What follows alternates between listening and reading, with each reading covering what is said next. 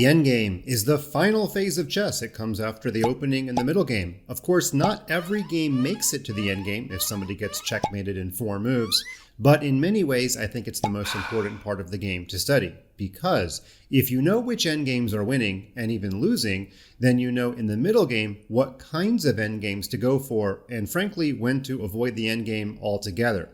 The endgame is most commonly defined as when there's very few pieces remaining on the board. We can't exactly say it's when the queens leave the board because some endgames are called queen endgames. Now I will say the most common piece to survive till the end is the rook, because knights and bishops come out first. Also, the queen is so active and you only have one of her, so rook endgames are the most common.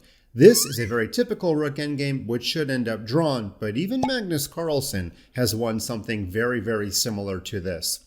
By the way, if you are up a pawn in the endgame, these are the kind of endgames you want. First of all, king and pawn endgames are the easiest to win.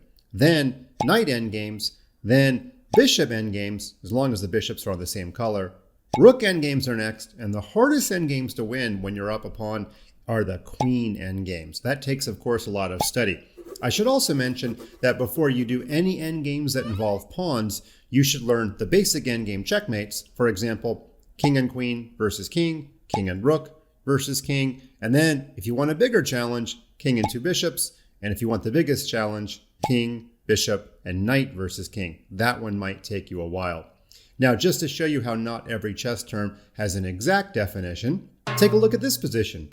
It comes out of the Berlin opening. We're only 8 moves into the game. The queens have left the board, and grandmasters are split on what to call this. Sometimes they call it the Berlin endgame. That's right. We already have an endgame, and we're in the first 10 moves. Some people call it a queenless middle game. Doesn't really matter, of course, what you call it. You have to learn the larger concepts behind it. Personally, I still think there's too many pieces on the board to call it an endgame, but you can see not every chess term has an exact definition.